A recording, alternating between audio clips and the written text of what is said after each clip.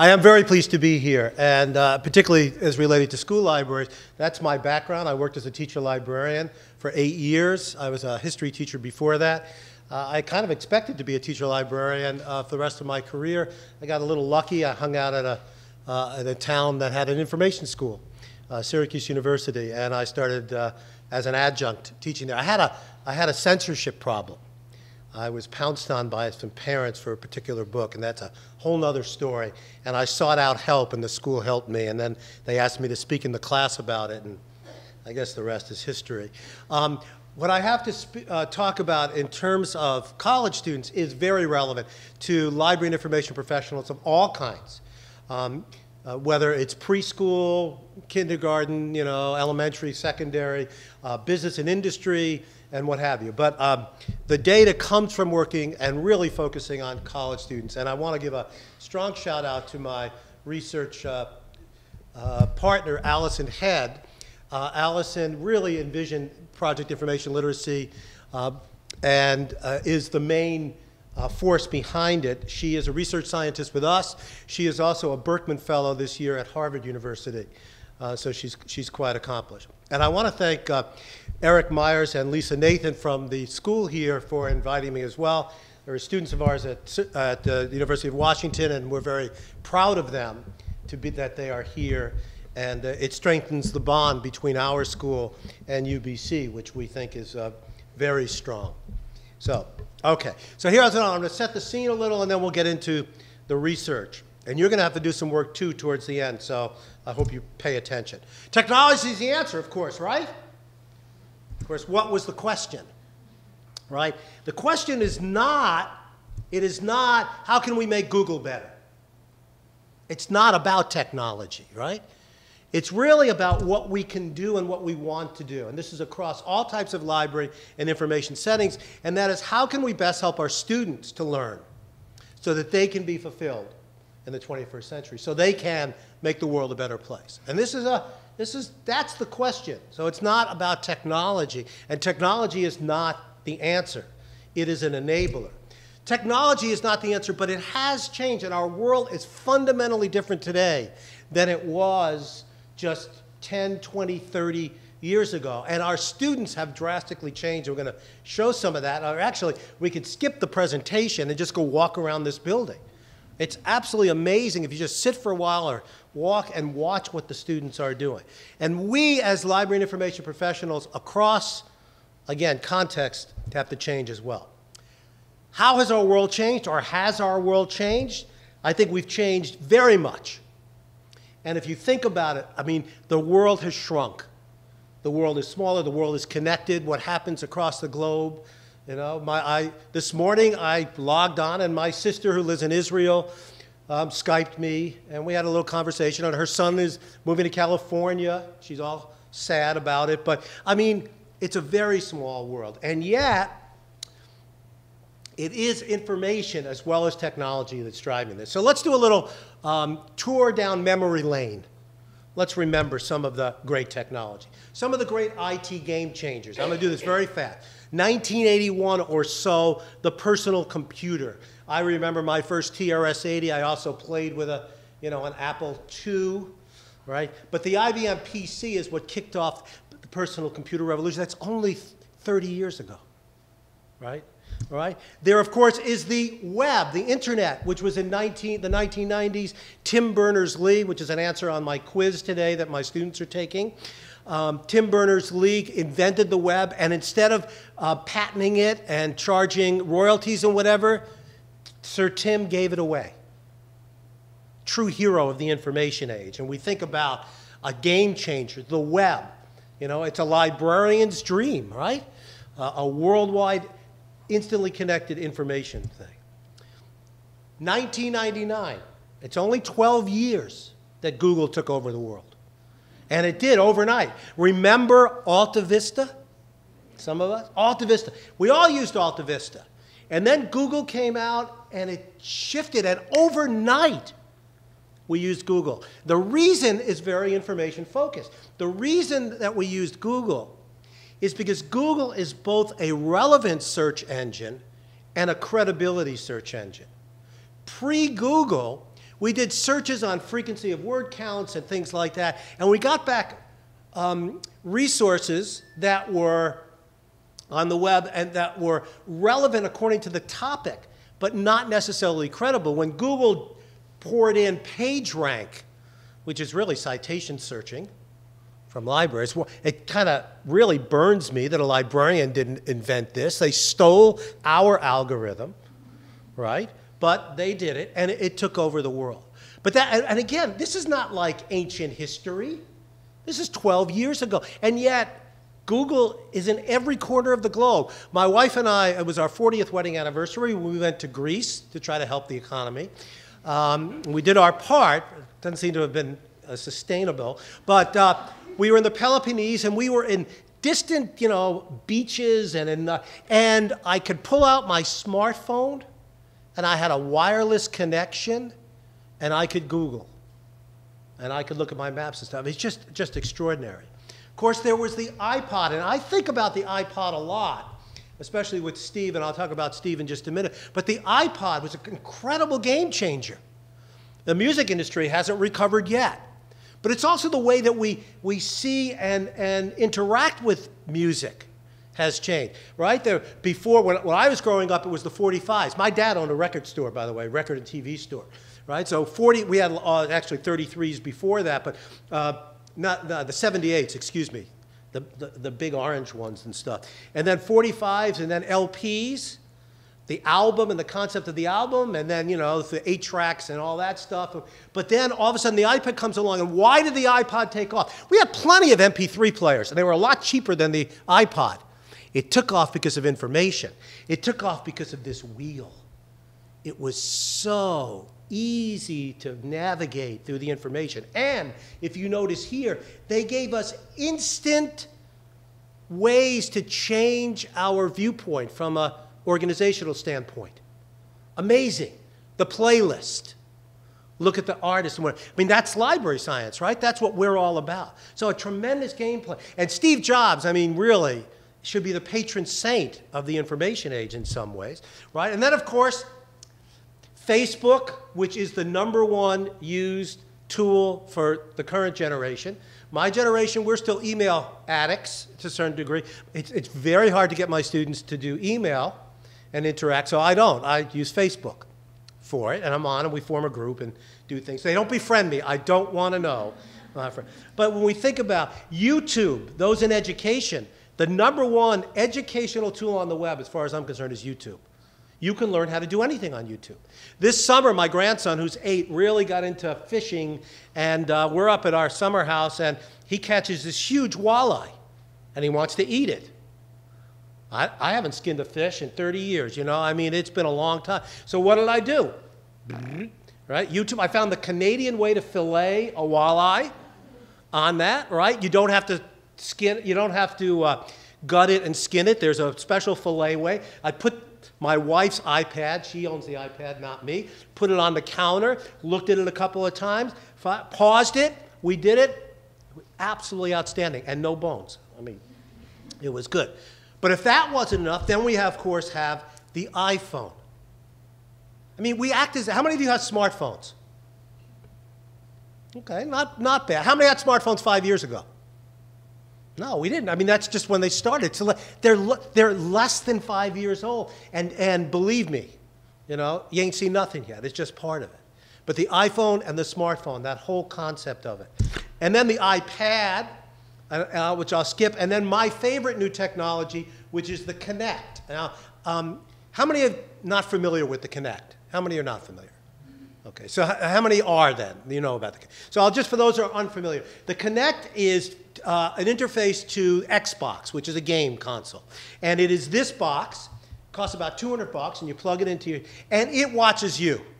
You don't need a controller, you don't need anything, you just do things. So I bowl in Kinect. My grandson and I, again, he's very into the discus and the javelin on the Kinect. We do that.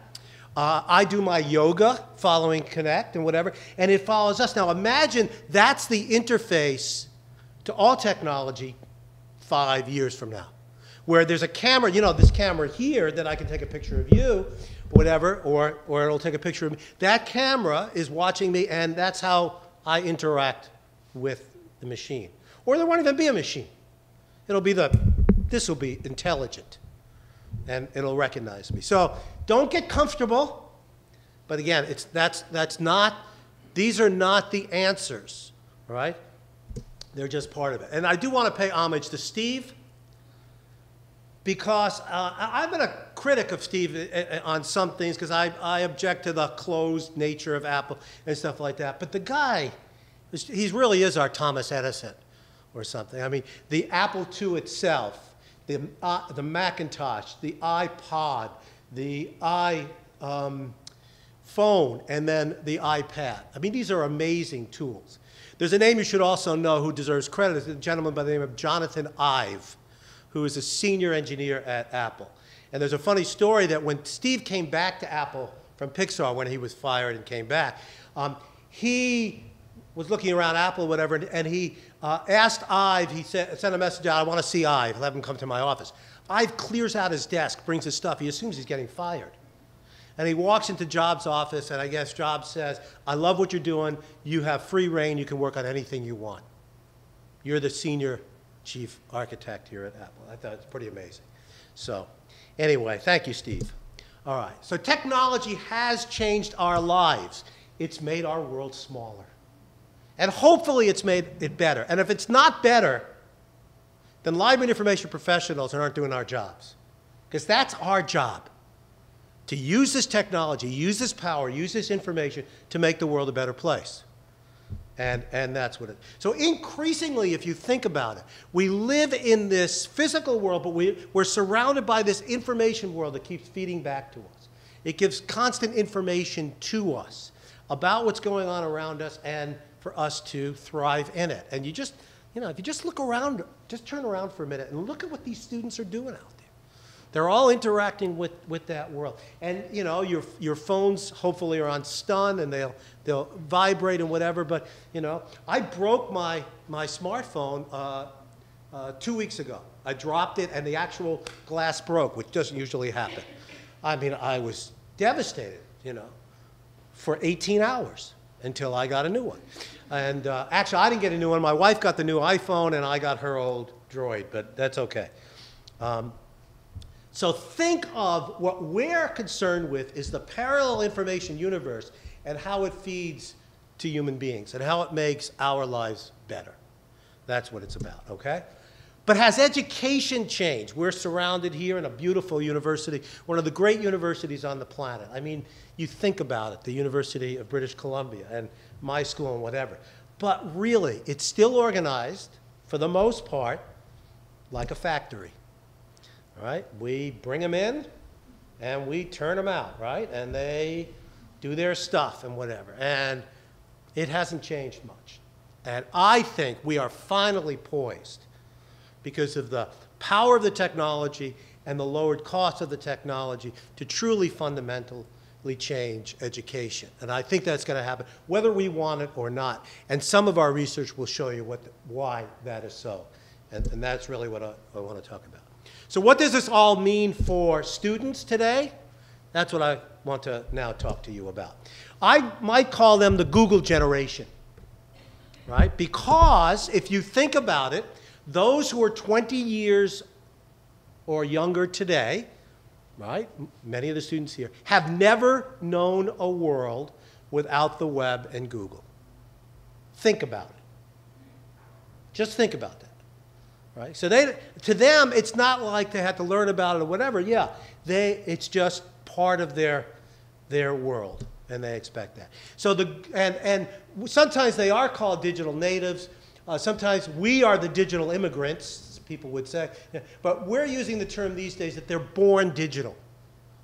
They're born just expecting it. And there was a video on YouTube recently that showed a 1-year-old operating an iPad and also trying to get, I guess he was using a book or something and trying to get it to change size, right? My grandchildren, ages 6 and 8, each have an iPad too, courtesy of their uncle, my son, not their father, their uncle. And to them, it is the window to the alternative universe. They don't watch television anymore. They watch it on their iPad.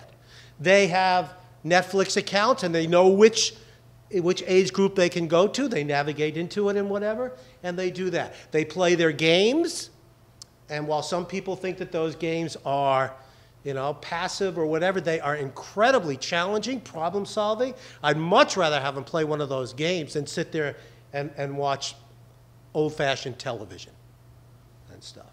And so the experiences of our students today, I mean, for them, Xbox and the Wii and PlayStation, that's the norm. Wi-Fi everywhere. Think about that, you know? And I want to applaud the university here, because when you know, even my cell phone, it's so easy to log in here. For guests, I just have to put, you know, I have to read. I don't read it. Nobody reads the 4 pages that I have to look at in order to sign in, but it was delightful, a very easy way to do it. And your wireless is fast, and your direct connects are even faster. But they're just used to that, right? Again, hundreds of channels. Google is a norm, and Facebook is the way that they organize their lives, right? In terms of their expectations, they want it now. Don't tell me why not, whatever. They want it 24/7, anywhere, on demand. It's got to be practical, and it should be fun too, right? That's who we're, I mean, it's pretty tough being the teacher of my 8-year-old grandson. Here's a kid that is really kinetic and physical and whatever, who also has an iPad that he's not allowed to bring to school, right?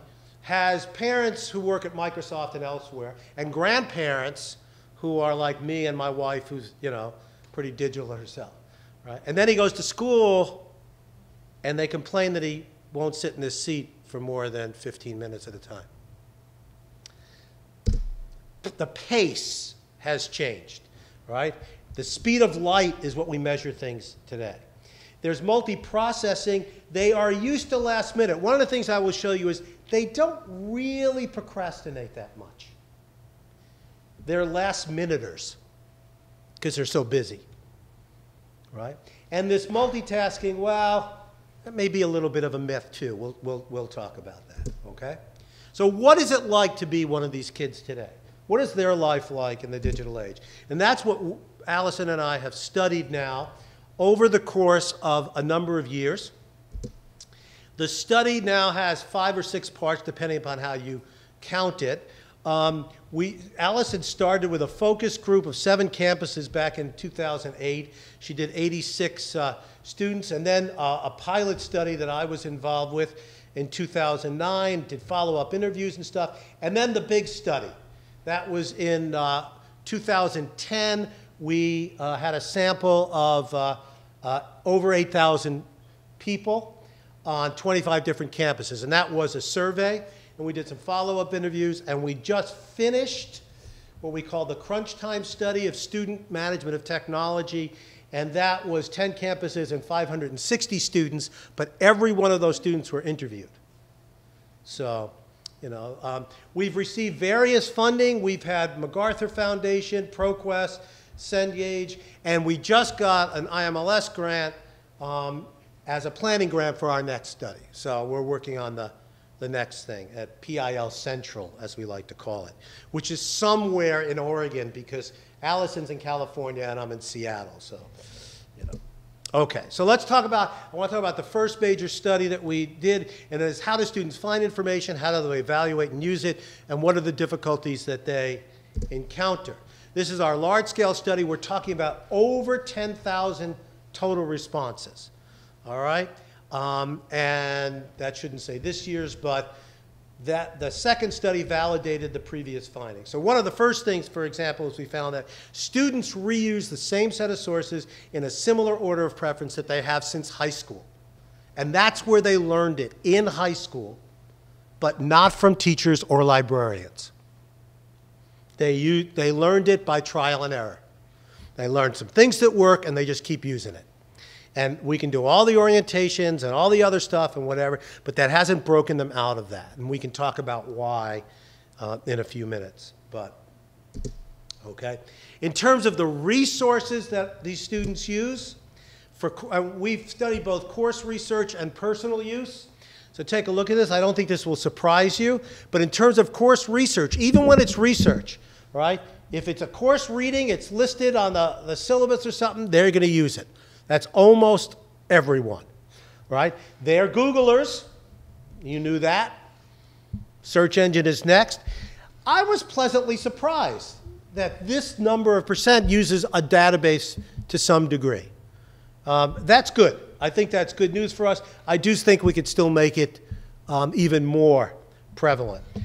They will approach their instructors, and of course, in terms of telling us, they will use the Wikipedia quite a bit. I mean, and I'm going to talk more about the Wikipedia in a minute. Again, this is the early study, and I'm sorry, this is cut off. You can't see it, but this is the new study, and this is the 2 years before that. But they're pretty much equivalent. And then we have this one, which shows for everyday research, and this is the one that I think is particularly relevant to public library folks and school library folks in some ways. And you see what's first here are the search engines, and then the Wikipedia, and their friends and personal collections, and you notice the databases. They don't exist. Well, do you? You're going to buy a new refrigerator. You guys go first to for your databases and whatever? I mean, wouldn't it be nice to have consumer reports right there? And you can do it through my library, my public library, King County Library. I can get consumer reports if I'm willing to put in 12 clicks to get there and enter my number probably 3 times, because somehow I get punched out and then back in and then out and whatever. So I think that if we made library easier, it would be up there, but that's another thing. But we see what they are using for everyday life. Now, speaking about Wikipedia, in the 2009 study, we did some more work on Wikipedia, and I'm going to show you a short video. A lot of our, we report our results on our website, so if you need it, you go to, just search in Google for PIL, or Project Information Literacy, and Washington, or something like that. You'll get it really quick. But we also have come up with a series of about 3-minute videos, which is useful for discussion and things. But you see 7 out of 10 students went to Wikipedia first. This one I love. They ignore the faculty warnings. And I have an interesting aside tidbit about that. They just don't cite the Wikipedia as a source in the papers because the faculty discourage them from doing that, which doesn't make sense to me. So let's take a look at the video. We'll bring it up. Of course, it's a...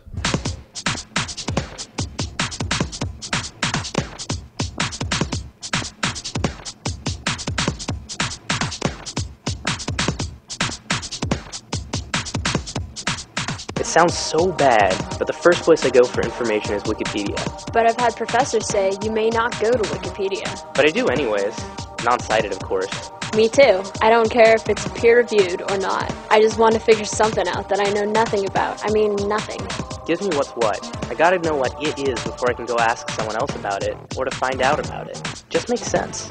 Wikipedia is awesome. It's got good English, no fluff, it's written like I can understand it. Gives me links to other stuff too. Takes me to the real stuff I need. Sometimes when I get to the serious research, I think back and say, I thought Wikipedia said this though, but this source is disclaiming it here. That's when it gets interesting for me. Yep, not that Wikipedia gives any real surefire evidence. Just makes me feel more comfortable, confident, ready to go on. Wikipedia is my first go-to place, but certainly not my last. That last statement is my favorite. Wikipedia is the first place I go to, but certainly not my last. They're not dumb. If you want to summarize the findings of Project Information Literacy, students are not dumb, right? They know what is valuable, and they use what is necessary. I always like credits. I encourage my students do a lot of video, and I don't cut off the credits because that's called citing, right? So we're going to go through them all on that. And also, it's important when you're doing video to leave the sites on the screen for a little while, right?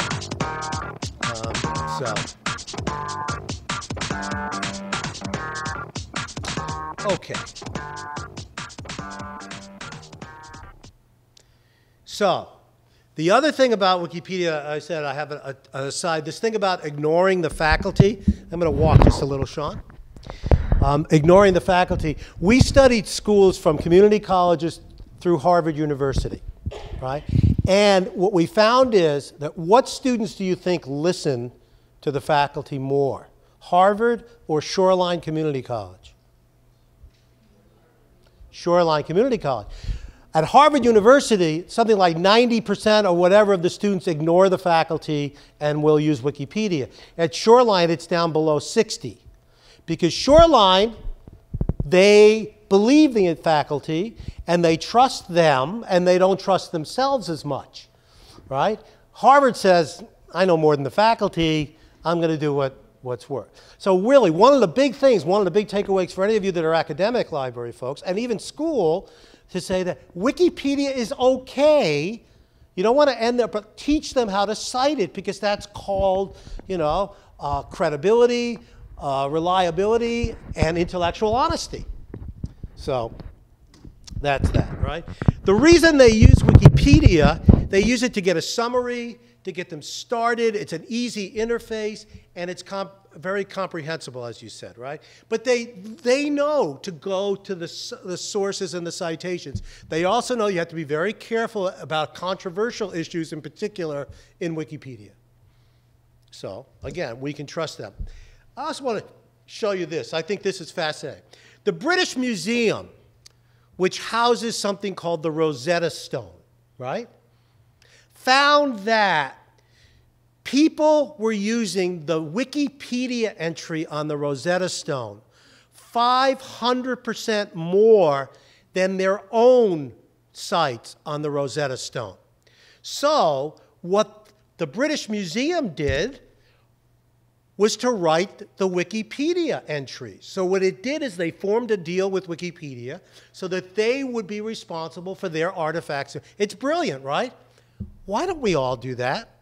I said earlier to the doctoral students, why doesn't the University of British Columbia assume responsibility for helping to improve Wikipedia entries for everything related to British Columbia?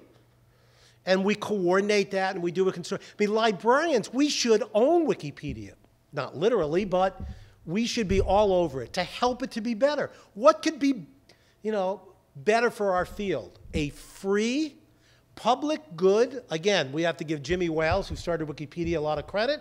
He did not try to do something commercial. He gave it away. And frankly, remember Encarta? Remember when Encarta kind of put World Book and some of the others out of business? Right? We felt bad about that, but it did. Because Encarta took a third-rate, washed up old encyclopedia, dusted it off, and made it available for, you know, $39, put the others out of business. But I'm really glad that Wikipedia put Encarta out of business. Encarta was a whole lot less reliable and valid than the Wikipedia. So I think that we've kind of, you know, it's one of those things about the library field. I know we have some reservations. That's okay. But we shouldn't be trashing the Wikipedia. That's one of our major findings. Oh. Then there's the procrastination aspect. I lied, Sean. I'm going to show 2 videos, okay? This is really one of my favorites, so.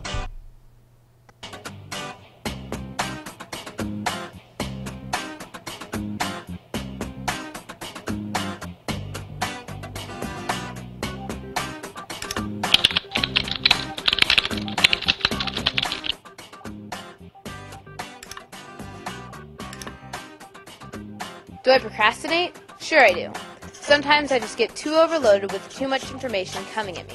Learn this, write this, turn this in. I don't mean to wait until the last minute, but I work 2 different jobs and have so little time. I know I can always find something online, even at the last minute. I can't always be studying. I mean, college is about having some fun, even if it's only a little bit. At 2 a.m., the night before it's due, when I've got all the stuff I need and I start writing like crazy, it just comes to me. That's when I'm creative. Maybe I'll see something on the bus, a billboard, a newspaper, a book someone is reading, and it gives me an idea for my paper. With all the work from other classes, I just prioritize what to do from week to week and go from there. I wait and I wait for the professor to say something. Gives me some more guidance about what they expect. Sometimes I delay working on school stuff because, well, I'm just feeling lazy, just too tired to do much of anything.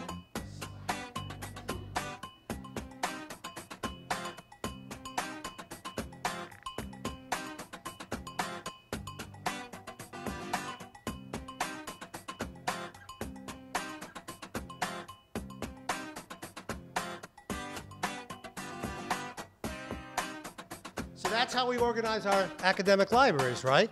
Knowing that 90% of our students are doing things in the last 2 days, and they're spending a total of 3 hours on this. And that's why we have totally revamped and reorganized our libraries. So we haven't?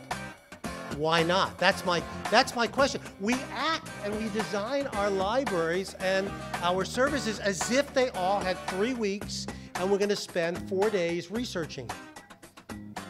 Right? They're not. So I think that's something for us to, again, to think about if we want to be relevant to our students. The other thing is, it really isn't the procrastination. They are very busy. You know, most of them are working a second job or something like that to do it. They're juggling lots of different things, and you know, there's no such thing as the typical college student today, and we found that. So I like to call it last-minute syndrome instead of procrastination, and I'm as guilty as the next person. Although I do procrastinate every now and then like that, I just kind of love it and whatever, all right? And here's a composite view of what a student is like today. This is Jessica. Meet Jessica. She is curious, she deals with constraints, she has staggering amounts of information available to her, right? She uses a very small compass, meaning she knows the few things that she's going to check. She's risk averse. She plays it safe. She knows that the faculty like their course readings, or they wouldn't have put them in there, so that's what they use, right? She taught herself how to do this stuff, and she uses the strategy she used in high school, consistent, and she waits until the last minute, right? She also, this is one of the things that is not, is to me troubling.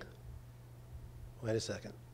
I want to get a pen that I can, you know, I can't see it here, which is what the problem is, and you have to pick a color. There we go.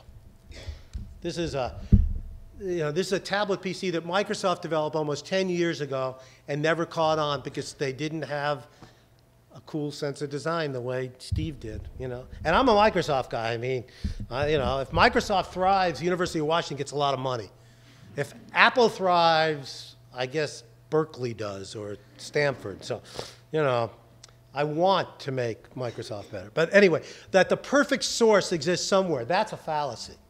There is not, right? The best approach, just Google it. It's got to be on the first page. It's got to be up to date, but it's got to be brief. Brief and briefer. Again, because they're overloaded and busy. We want it just in time, find it just in the right place. I want to know where to go. So a good source is one that is findable. It's full text. I mean, that goes without question. And it is free. They ain't paying for their sources, whatever, not realizing that that's kind of what we do on those things. Now, what we found surprising, you know, the kind of things that really kind of surprise us, is they do evaluate information with a wary eye. They are very skeptical.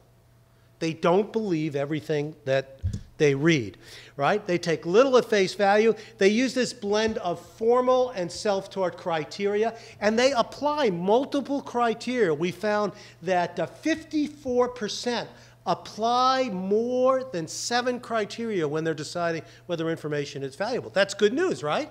We like that, right? And they don't accept web content on its own. They know that, and that's been kind of drilled into them. This is the one that scares me.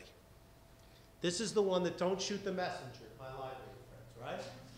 For coursework, when they ask for help in evaluating information to use, they'll go to instructors, they will go to classmates, and only 11% will go to librarians. And for personal use, we need to do something about that. They, for whatever reason, and we can talk about some of that, they don't think about librarians. That. And I think part of the reason is librarians are behind reference desks or something where they're not easily recognizable. And I think we can do something about that. And we might want to think about it. Particularly that digital reference, which I think is, is really important. And also, I think that, again, let's look at different models. My favorite model is the Apple Store, right? Why isn't the library organized like the Apple Store? You walk in the door, there's a triage person. What do you need? You've been to Apple stores, right? Who's never been to an Apple store? All right, you need to go to an Apple store in the next few days. All right, trust me. Go to an Apple store just for the experience. It's a wonderful feeling. You just feel, taken care of. You feel just special. And it's very efficient, right? Because they do, everything, including checkout, right, with the person. You don't have to go to the desk anymore. They got it all on their smartphones and all. You got to go look at an Apple store and think, what would a library be like if it was organized like the Apple Store? Okay. Then we also looked at what did they find that was hard about research, right? And what we found is the hardest part of research is getting to the question, that they don't have, that they suffer about the question. And Eric Meyer's research found the same thing in K-12. So this is universal, right? And from a Big Six perspective, it's about task definition. It's about defining the task. Getting started, 84% difficulty. Defining a topic, narrowing it down, sorting through irrelevant results. Search, finding information, it's not even on the charts. It's not a problem. See, what's happened in our world because of all that technology is we moved from a scarcity situation of information to an overabundance, right? And that really changes the way things happen now, right? Because it used to be, I remember back, I was relayed this earlier at the school, when I started my doctorate in the early 80s, I had to make an appointment with the university librarian to do a search for me. Because we had intermediaries, because it was too expensive to do it yourself, right? $50, $150 an hour they were paying, and it was just, so you had to make an appointment, and then they do it, and then they give it back. It was, it was hard to find really good, quality, relevant, credible information. Today, there's so much of it that the problem is sifting through what we have. It's not a finding problem. It's this problem, the sifting through. Okay? Defining the task and assessing the process. It's much harder than finding. So we asked them, why is course so difficult? They said, we've learned how to write over and over and over and over. They still can't do it, right? It's the number one problem, I think, that most faculty would say, even in the engineering fields and whatever, that students can't write. That's another thing to think about. I know there's going to be heresy, but do they need to work so much on writing? Are there other ways that we should be encouraging them to present? Not that we should do away with writing. I think it's important, whatever, but they've had all this practice on writing techniques and very little on research strategies. And that's where our K-12 people come in and what have you, right? It said that they have had all kinds of routines and instruction in how to write papers, a thesis statement, right? And they had only much less have had some kind of instruction or practice in search. And only 1 in 10 in our interviews said that they learned from a campus librarian. Surely we can up that, right, and figure out new ways. They also don't understand what the research process is and what is expected, right? Again, they said that the trouble is narrowing a topic, and that we also found, though, and we love this, they want to learn. They're not just trying to satisfy, to get by. They really care. You talk to the students out, they want to learn. They realize it's a complex world with complex problems, and that they want to really gain knowledge, right? They have almost no idea if they're doing a good job in research, and they feel pressure that there is this right answer that the faculty want, that they need to find. So we did one additional little small study that I didn't even put on the chart. We call it the handout study. We did that a year ago, July. And what we did is we looked at 191 handouts that came from 28 different campuses, and we collected it from across. We collected it in engineering and in humanities and whatever. And I'm not going to show you the video on this, but this is what we found. There was very little guidance about research in faculty handouts, almost none. And when it was there, it was about the mechanics of citations. What an exciting topic for students to learn. Very little about what research entails or how to plot a strategy or whatever. 6 in 10 sent them to a source in the library, and that source were library print books. Few suggested a librarian, and the same very few had a specific database. So imagine librarians, a campus librarian, working with various departments to look at faculty handouts and to put a paragraph in there, a section about helping with research, right? And also a little thing, don't forget, ask a librarian, and also a reference to the digital library service, right? Okay, only 16% really talked about what research meant. So there's some opportunity there. Let's not look at the negative, let's look at the positive. That's a pretty easy one. And lastly, I'm right on schedule, this is good. I usually go way over because I have too much. I want to leave plenty of time for questions and interaction and some brainstorming. But this is our most recent study, which we conducted late last spring. And Allison analyzed over the summer, and then we wrote it up just this September. It was presented at Harvard, and this is only the second time an audience has seen these results. Okay? We talked about crunch time, right? The last 2 weeks before finals and stuff like that. During the final weeks of the term, how do students manage and use their IT devices while they're in the library? That's what we did. So what we did is we saw a student there, and as they were about to get up, we would pounce on them and say, would you mind taking a short interview, and we'll give you a coffee card, you know, for $5 or something if you'll do that. And they did. And we wound up doing 10 campuses, 11 libraries. It was Michigan. We had 2 different libraries. We had 560 interviews.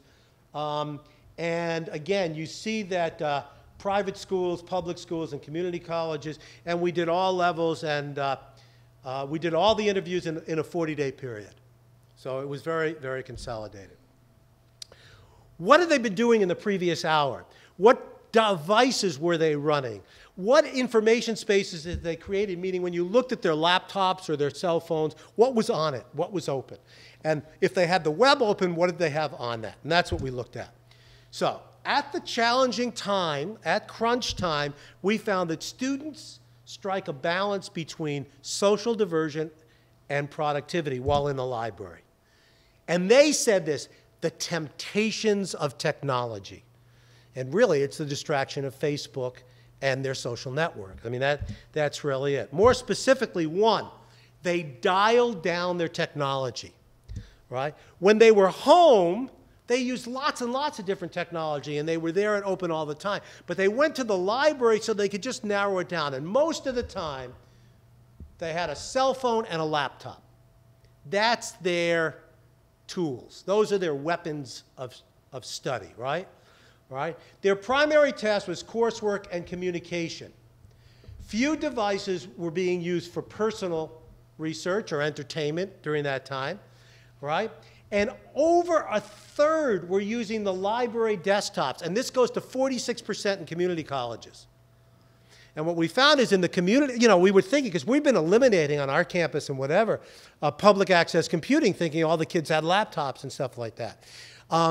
And the reason that they use, particularly in community colleges, is that they don't have laptops in those. So there is an access and equity thing, which we didn't quite realize.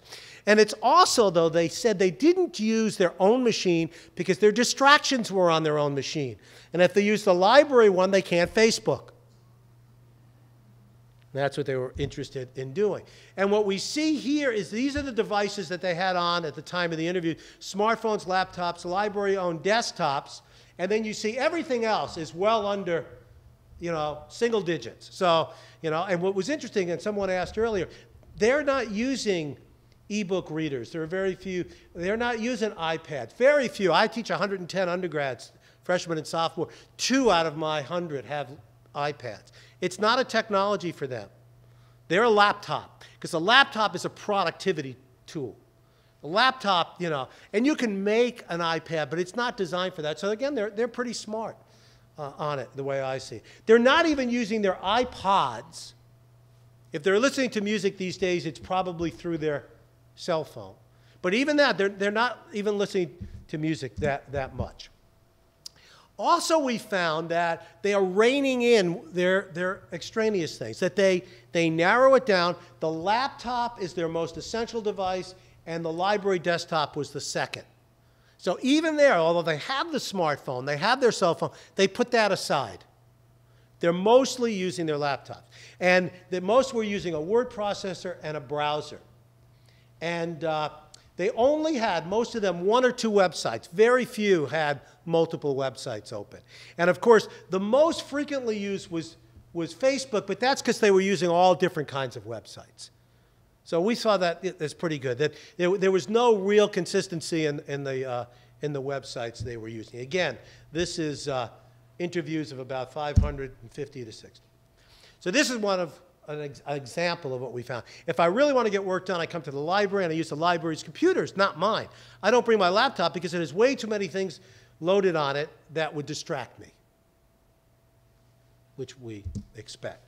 Secondly, multitasking might always be as ubiquitous as we think. We talk about these students as being, great multitaskers and whatever. Well, it says that they're not always online playing games, texting, or doing their homework at the same time, right? The avid multitasker may be the exception. Their technology uses varies a lot, and it's very complex, but it's somewhat singular at crunch time. It may be very different, right? And they're influenced by the locale and the circumstance, right? They love the library partly because the seriousness of others working there rubs off on them. They're a good influence. They like to be around other people studying. Makes them want to study. There's that social influence as well. Students say, chatting, Facebook, games, and texting are for people who have leisure time. I have 5 things to do alone today. I remove myself from all of that by going to the library. Okay, so we're a refuge. And, Starbucks, good Seattle company, doesn't sell coffee. If you ask Starbucks what they sell, is they sell an experience. Maybe libraries are not about resources and facilities and services, but we're about an experience and, about community, right? The library is a valuable refuge. What was happening in the library during the busiest times? They do check their phones for messages, but they were preparing for assignments, studying for courses, using a little for personal research, but at crunch time, they weren't looking for online and print resources. That wasn't what was going on in crunch, which is why we changed the focus of our libraries during crunch time, right? We deploy a whole different set of services to our students, right? We have people helping them. We turn it into a massive writing center helping them. Oh, we don't? You see what I'm saying? That maybe we should. Maybe that last 2 weeks. My students can't find a writing center on campus that will serve them because we don't have our own, and the others are all, and they know that I really grade heavily on that. See, I think writing is important and whatever. And so I tell them, go over to the library, ask a librarian, they're not doing much. You'll find somebody to help you. I'm kidding. So that's what they're doing while in the library. We also found in the last hour in the term of use of library services, they used the library equipment, the portal, the snack area. Databases were only 11%, and then everything else is, and this is the one that really hurts me. Online reference, 2%. Now, maybe part of that is because they're not doing research, but to me, part of the problem, they're not even aware of this incredible human-to-human service that libraries provide. I think there's so much work that we can do with that. The library is important as a place cannot be overestimated. It's very, very important. Seeing other students, they rely on the equipment. I love this one. Some talked about going monastic, right? And the library is more as a refuge than a source of resources and services. Now that's good news and bad news, right? The good news is they're coming to the library. The bad news is what we think we're all about, maybe not what they need at that time. So again, well, I think we should do a rapid SWAT redeployment of our staff, right? I can no longer study in my dorm room. It's just too distracting with all the different technologies I could run. So I forced myself to go to a study room here in the library. Okay. Crunch time is different than it was when you and I, although there are a lot of young people in this room, but even that, right? Instead of thinking about these lazy students today, think of it in a different way. They have the expectation from their peers and their society is that they're always on, they're always connected, you know, they're always interactive. And Allison wrote this, right? Their IT device is not a Selectric typewriter. You know, it's not passive, it's two-way, it's interactive. It makes demands on them. We complain about email, right? And the expectation on email. With Facebook and their other thing and the texting, it's email times 10, right? So it's not easy being a student today, right?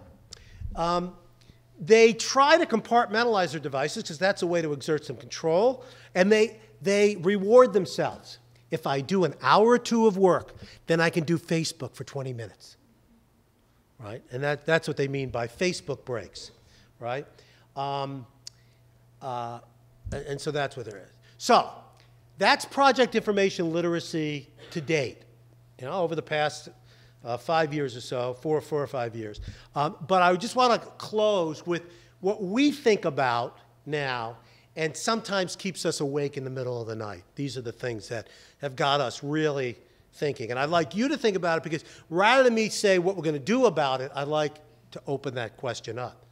So we present all this stuff, so what does it all mean? What do you think? And I can pontificate. You know, I don't lack for that, but I think it's better if we did it. But look at this. We see the continuing erosion of pedagogical authority. And you'll see this in the quote I'm about to say. The students increasingly learn in spite of the faculty. They do what they think is right. And YouTube is a big part of that. A shifting role of the library away from information and support to space, place, and equipment. Web 2.0, the collaboration technologies, the mashups and whatever, are really changing education in spite of us, the educators. The students are forcing the change. Right? And we'll talk about that. And then information literacy, it's not about teaching them how to search better. That's not the key skill. That key skill is figuring out what they're supposed to do in the first place. And this is the last one. The class lecture just whets your appetite. So I will go to search forums through a Google search. I find thousands of other people are looking for the same information and answers to questions I have too. Some instructors here, they just don't get that there are different perspectives than what they know and are teaching. Students say they go to YouTube. They look at discussion boards. They throw an idea out there. They are mining their social networks. Faculty, a lot of us don't have a clue of what's going on in that. And so that's what I would like to think about, and I will gladly open it up to questions, comments, discussion, and what do we do about this? Thank you very much.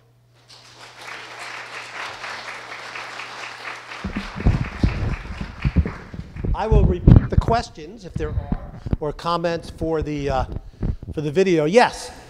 Yeah, I was just about the handouts that you were talking about, and that so few of the handouts talk about what research is and Yeah. you're talking librarian. For me, I would assume that anybody who got into college knows how to write a research paper. And so I wouldn't explain to them what a research paper was, because I would figure they couldn't get into college if they didn't know how to do that. But it's not the case. It's not the case. And as an old high school librarian and whatever, classroom teachers in high schools will give projects, reports, and papers. But they really don't teach them the process. There's not, you can't, it happens in some schools, and the librarians will do some information literacy things, but it's very hit or miss. You know, some classes get it, if you've got a collaborative teacher, and what others. What is a frequent thing that will happen, a classroom teacher, let's say, you know, junior level or senior level, will say, you can do a paper on anything you want, thinking that that's good, right? And then they will tell them, you know, everything that they have to include. It's almost fill in the blanks. So they're really not learning a whole lot on their own and what to do. And if they've done it once or twice.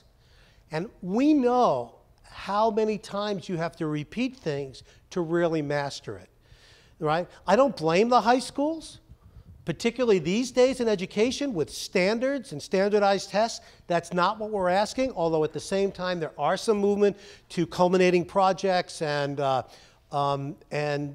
these kinds of activities and papers. But no, students are not learning how to do research as we might think about it in terms of taking an in-depth topic, developing a full thesis and or a hypothesis, and going through a study and synthesizing it down. No, almost all the research shows that they're not. And so they're really at a loss. And what they really don't know how to do is to cite their sources. And I don't mean APA. What I mean is, you go out here and you talk to these students, because again, I teach undergrads. And I said, when do you cite a source? When is it appropriate, or when is it valuable or required? And they will say, well, you know, if I found the same information in 2 or 3 places, then it's just generally known. I don't have to cite it. Or if I kind of knew that, I don't have to cite it. Or if I cite too much, the teachers will think I'm cheating because I'm supposed to know this stuff. And I'll say to myself, but you're not supposed to know this stuff. And it adds to the credibility of your work. By you pointing to somebody else who is credible, that's good. So it's not for necessarily intellectual honesty or something. It's to add to your credibility. They have no idea. And I'll work with them on, they said, you mean I could cite every sentence in a paragraph? I said, yeah. And you know what? Faculty like that. That's good. They just believe me. So, and rather than giving them a research paper to learn that, I think, and there's some of the stuff we do in Big 6, is that we have to work with building blocks. What if we gave them a page with notes on it, with citations, right? And asked them to take a question, use those notes, and write a short essay on it, citing their sources. So we teach them the building blocks before we ask them to do it on their own. Right? Or we give them a question and we ask them to find the answers and just put it in quotes and cite the source verbatim before we ask them to put it in their own words. In other words, there's a lot of work to be done. Right? But right now, the trend, at least in the United States, and I think it's in Canada too, is test, test, test. And the tests don't have a whole lot of room for this kind of thing. So I think it's gotten worse, not better. And then you hear that we're lucky in BC, and I agree, that only 30% of the librarians have lost their jobs in the K-12 schools. In Oregon, they're down to less than 15% of the schools have a librarian. And as far as I'm concerned, if you don't have a librarian, you don't have a library. You have a room with stuff in it. You don't have a library. I wonder if you could talk a little bit about the effect of disciplinarity on what goes on with undergrad. That they're coping with some courses that say don't do any secondary reading and some courses that say do. Right. And how do they manage that from your findings? Yeah, so the question was, how do you handle the differences across disciplines, the disciplinarity, and what they hear in one, not in another? I think it's a great question, and when I was in a high school, that's one of the things I used to teach the kids, that when you write an essay for creative writing or for English, it's very different than what you do in science or something else. It's one of the things I tell them in science. You can find nothing and write it up and it's okay. You can't do that in English. You imagine if you were going to do a paper in English literature or something, or American literature, and you are doing a thing on imagery and novels by Steinbeck, and after you get into it, you don't find it. You say, well, I'll write it up anyway, and say, I didn't find any imagery. You don't do that, right? So you're absolutely right that every discipline is different. And they need to learn that, and the difference between primary and secondary and tertiary, and what you're supposed to use. And what I try to encourage is to teach the student to ask. I know that it sounds silly, but they don't. They're intimidated. They don't ask the fact because they think they're supposed to know. Or they just assume and just do it. So that's a major problem. And they'll take a course in composition because they take English composition, but a lot of that is creative writing or English comp. And so it's not that same as the other areas. A tremendous role for librarians in doing that. So I think you make a good point. Yes? I'm wondering if you have any data on the confidence level of the students. I mean, you just spoke a little bit about that, and also their understanding of their ability, their own abilities to do searching. So Yeah. I do the chat service, and I have so many students who say, I don't know what to do, and you put in the most basic search terms for them into their summon or whatever, Right. and they're like, wow, this is great. So they obviously didn't even, the getting started is the biggest hurdle. Well, the research on their confidence and their affective side started with Carol Coulthard from Rutgers University, who did on the search process. And Carol says, and her research says, that students start in a very uncertain state and a very confused and not confident. And as they work through their research, they gain in confidence. Now, Eric Myers and I don't believe that. Eric Myers and I hypothesize, and we really haven't studied it yet completely, but we have a little evidence that at every stage in the process, students start terrified and uncertain. And as they complete that phase, they gain confidence. But then when they start the next phase, they go down into the pits again. So it's kind of like a curve like this. So you get an assignment. Oh, God, what am I going to do? And then you start to resolve it, and whenever you go, I've got it. And now, I need to find resources. And Eric's got some interesting techniques that he's going to kind of study this. So it could be groundbreaking research here at UBC about that. That's my feeling, that as they resolve each stage, they feel good. And here's what happens. They have to get a topic. They have to choose a topic. They're terrified, whatever. They get a topic. They're okay. They start to search on their own. They don't find anything. What do? What do they usually do? They go back to the last time they felt good. What did they feel good doing? Selecting a topic. They select a new topic. They say, there's nothing in this library on this. They go back and select another topic because that's the last time they felt confident. And some kids do that. I was going to do a report on bears, so I didn't find anything on bears. All right, I'll do it on whales. Instead of breaking through. And that's why a digital reference service, if they knew it, that they could just get a little help, a little push every now and then at different stages of the process. So here's one of the things I would like you to have in your back pocket, and them to understand the process, right?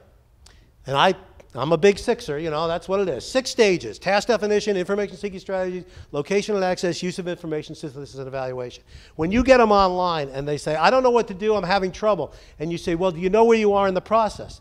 And they say, what? And you say, big 6. Oh, yeah. I have my topic. I don't know what sources to use. I'm at stage 2. Boy, would that help you? Right? And imagine that they could say, yeah, I've got all my resources. I just don't know how to pull it together. How am I supposed to do this? And you say, you better go see a writing person. But yeah, I think you're absolutely right. That's a very interesting thing. In general, students, as they have said, have a lot of problem with that upfront defining the problem, with deciding what information is useful and then putting it together. So it's big 6 stages: 1, 4, and 5. And that's been proven out in a number of different settings. Okay? Question? You've been talking about the formal essay. At the same time, you're also talking about radical change. Yeah. So what do you think the next products are? How are we going to get people into, the YouTube environment? Yeah, that's great. I can show you right on here. Because in my class, they have 4 major assignments. 3 are writing, and 1 is a video. And they're in groups and whatever. And I used to have them present to class. First of all, I have 110 students, so to have groups present just takes way too long. So they get to do 7-minute videos, no more. And now they post them on YouTube. And then they give me the URL, and we watch them in class, and then they answer questions for 5 minutes. First of all, I can control the time, and I have given them zero instruction on how to create a video. Zero instruction on the mechanics. Well, I shouldn't say zero. I gave them a lot of instruction on how to credit your sources in videos, because that they need. And I don't call it citing. I call it crediting. And they understand credits. In fact, we might want to adopt that term instead of citing, because credits, you give credit, and you want credit, and you give, and credits are not just at the end. That doesn't help in the kind of presentation we want, that you need to put it in, and you need to leave it on the screen long enough for us to see it a little. But then you need to repeat it at the end. So I do talk about that. The rest of it, you can't believe how good their videos are. And what I also do is that the ones that have to go first in the class, they get a break on the grading. And the ones that come later, we grade harder in terms of the sophistication of the presentation. They know the rhetoric of presenting via video and that format better than, I mean, that's in their blood. You see, that's what it means to be a digital native. We're print natives. We know how to write, and they don't. And they don't like it. You know, it's difficult. And I could show you some of my student videos, and they're amazing that they've done. So I think that's the interim form. And I think right now, I mean, you know, there are more and more of these YouTube-like repositories of educational videos and things like that, the Khan Academy and a lot of these others, the TED's talks and whatever. These are incredibly valuable. And so 50 years from now, that's for us to think about. Will people still be writing essays? Or will it all be three-dimensional holographic, you know, acting it out simulations? I don't know. I'm not advocating, please don't take this away, and particularly for posterity with the video, I am not saying that we shouldn't teach and require writing. In fact, I teach them how to write at different formats. Writing an abstract is a whole lot harder than them writing the paper, right? And then assigning subject headings or tags is even harder. So, you know, I believe in writing, but these other formats, and right now it's video as far as I'm concerned. And there's so many tools, and it's so easy to do. And they add, oh, that's the other thing. We have to talk to them. If you put music on there, you have to show me you have the rights to it. You know, so we teach that as well. And it really works out, and it's beautiful. And I can show you on my class website that they have taken over even posting their videos.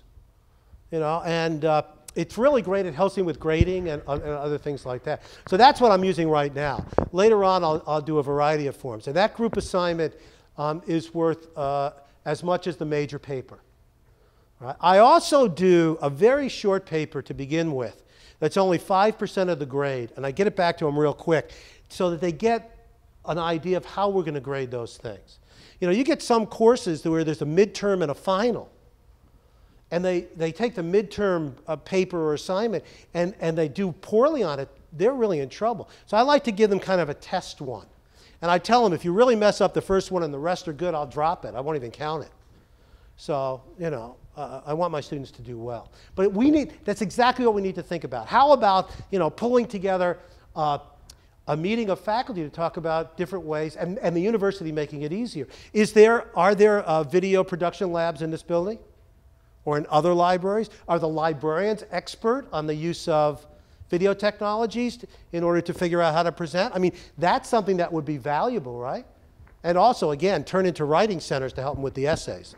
There was a question here. I was just wondering if you provide opportunity for students to make a choice of what they would like to do, because somehow I'm assuming some people will still be reluctant and fearful of making a video project that will account for a substantial portion of their mark, because perhaps they're not literate enough to do it. Right. So the question was that she was wondering if I'd give my students a choice about the video, because some students might not feel comfortable with it or skilled, and they would be at a disadvantage in that. And that's a good point, but first of all, the video assignment is a group assignment. It's collaborative. And from all the responses, it's their favorite assignment. And they would infinitely prefer that to another written assignment. So no, I don't, because I also don't give them a choice whether to do the writing or not. And the students that don't write well, and particularly some of the international students that don't understand Western conventions and some of that, it's really hard for that. So no, I think it's important for our students and my students to be able to express themselves in multiple formats. And that's why I do that. I try to give my students lots of choices, but I expect them to gain that skill. So within the group, and not everybody has to get on the screen and do the voiceovers or whatever. They can have one person that does the narration, another can organize it and whatever. Now they do self-evaluations, anonymous of the group. So if there's one person who didn't do any work, they tell me. That person gets a 0. So we work on the group dynamic aspect as well.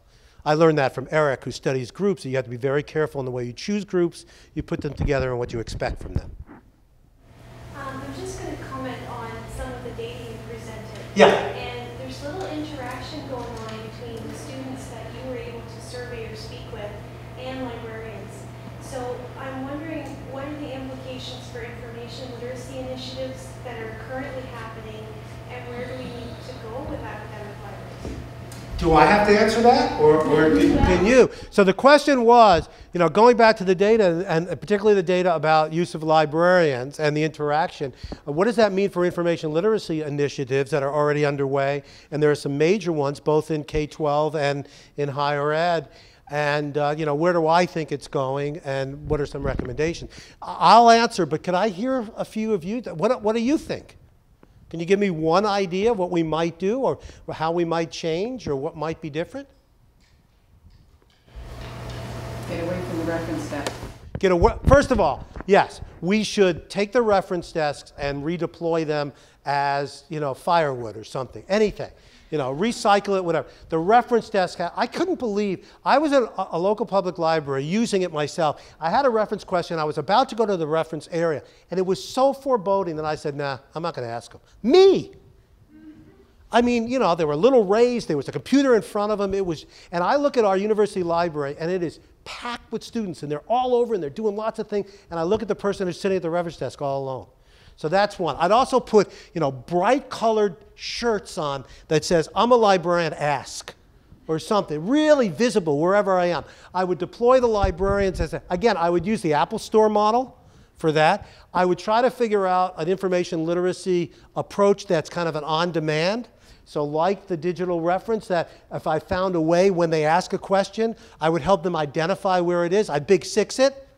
Oh, you have a problem with figuring out which information you need. In the process, it starts, first you know your task, and I assume you've got your stuff and whatever. So let me tell you how to do that.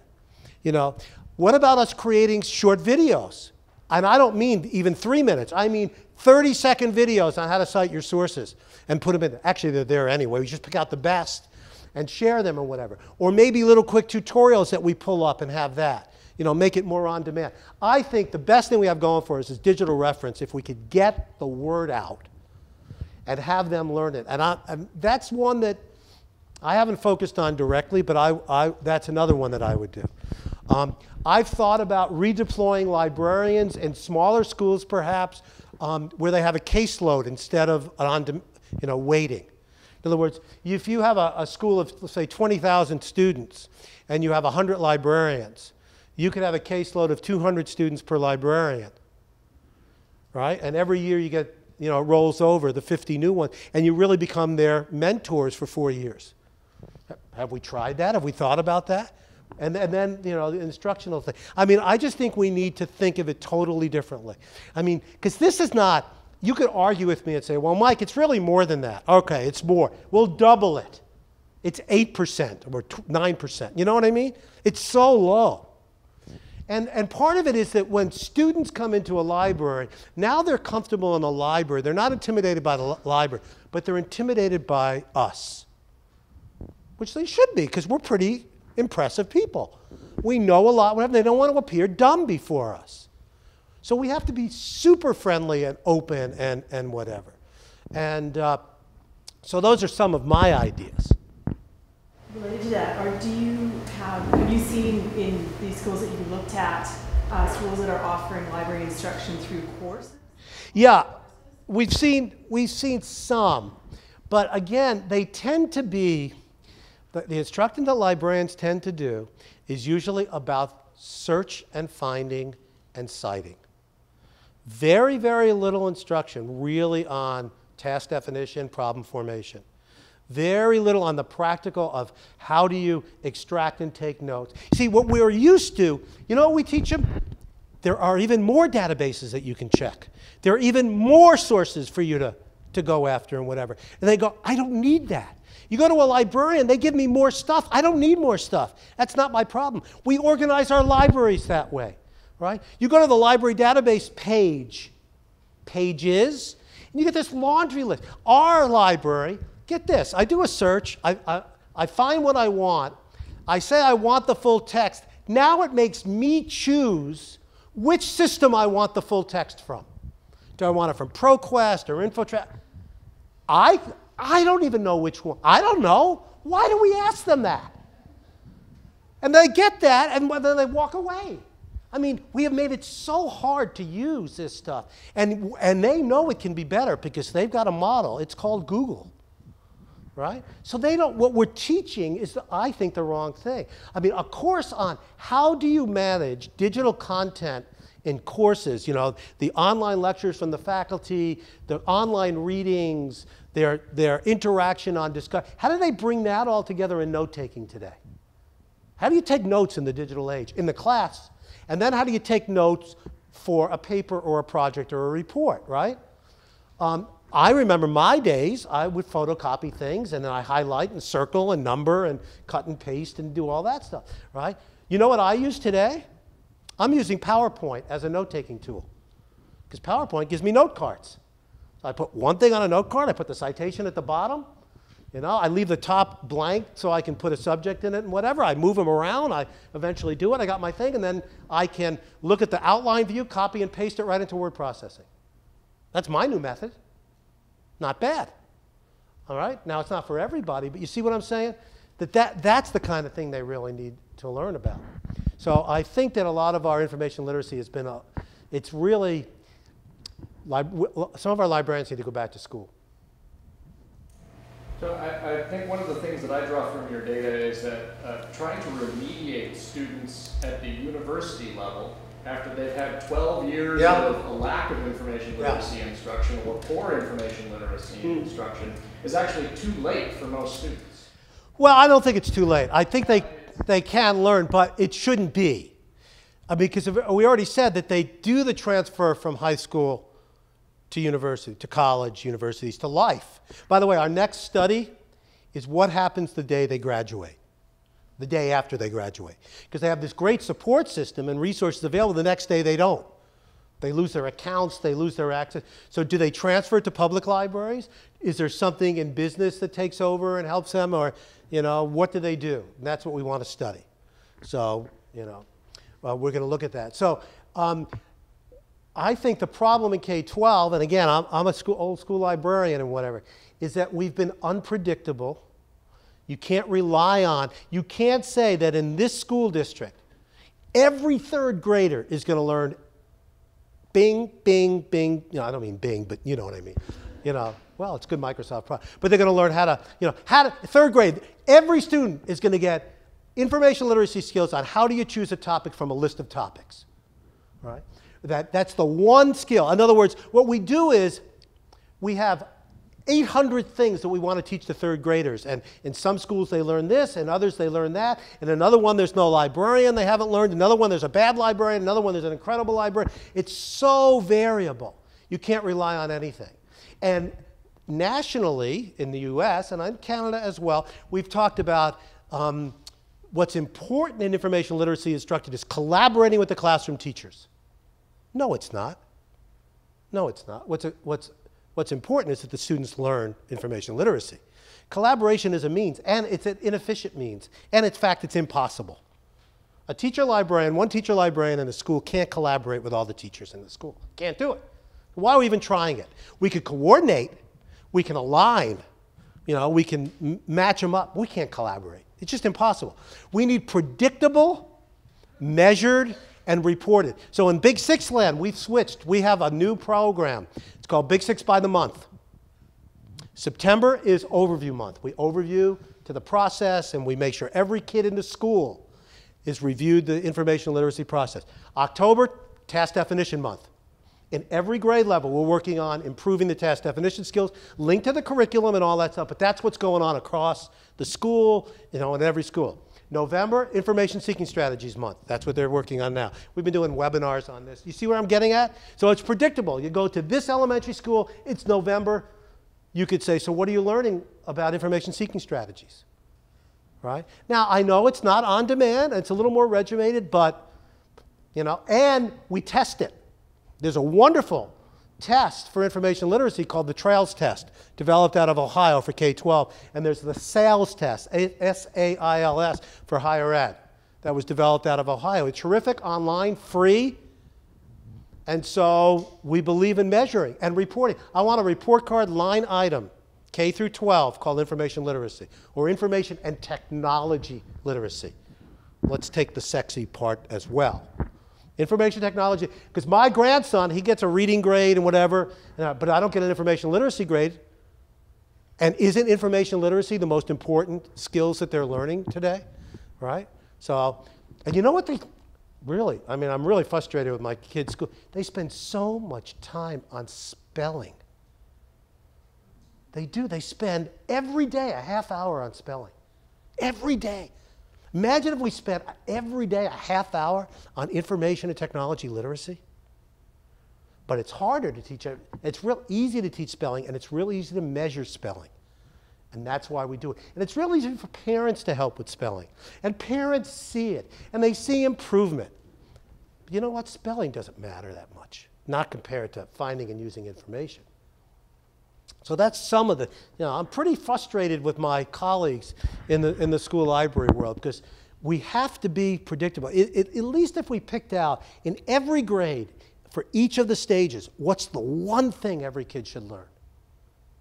And different by grade, because what also happens, we teach them the same thing over and over in the same grades, right? Because we don't know whether they had it before, because there's nothing predictable. We call it defined, predictable, measured, and reported. So it's consistent.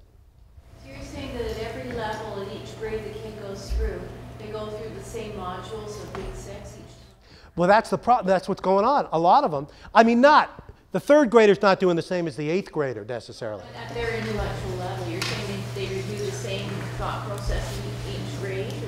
A lot of times they'll do the same. They'll teach the same type of lesson to third graders, fourth, and fifth graders. There's no differentiation. Also, the research, we have zero research, zero, that shows what a third grader can really do and a fourth grader, what a fourth grader can do that a third grader can't. I have a doctoral student trying to work on this now. It's all smoke and mirrors.